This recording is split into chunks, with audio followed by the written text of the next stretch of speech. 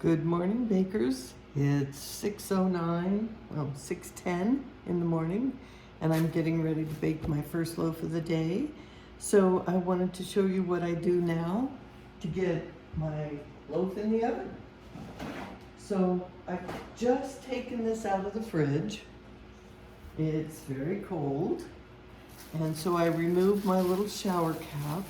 I was going to mention that yesterday. I use these little reusable shower caps, and I use them again and again. I've had the same pack of 100 since I started about 2 years ago. So they last forever, as long as you're careful with them. I dry off all the flour and water condensation that's on them, get them good and dry, and then I can just put them back in the fridge.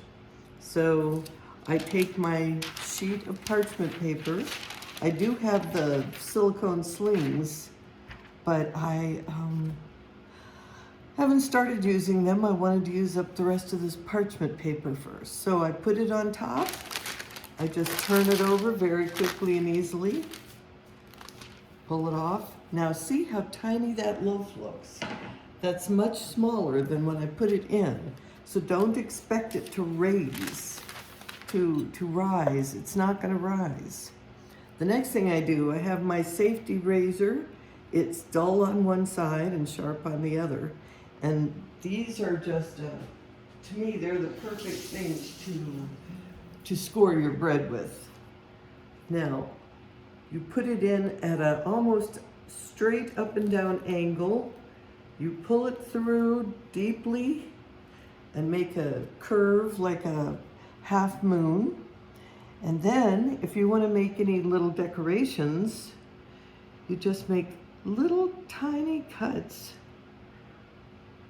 Just little tiny cuts, not deep. I'm so bad at this. Where are my glasses? Oh dear, I left them. Okay, you just make small cuts. You're trying to make it look like a wheat stalk.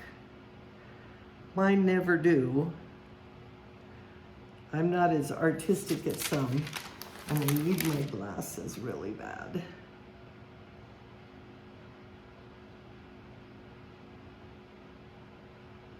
I don't know what this will look like. I have 3 more loaves to bake, so I get 3 more chances. I haven't done this in a long time. Now, in order for the rice flour to show your cuts and to give yourself some oven spring, you need to give it a good spray of water and then a good sprinkling of flour, otherwise the cuts won't show. I was doing that backwards. I was cutting, sprinkling with flour, and then putting on the rice flour, and all the spritzing did was wash off my rice flour. So now I'm trying it the other way around. Now you get your hot pan, which is broiling hot at this point, and you get that from the oven. Then you just pick this up like this and gently put it in your pan. And you cover it up. Your oven is preheated to 550 degrees with your Dutch oven inside. Oops, get back there. And then you just put your lid on. Put it in your oven, turn your oven down to 485.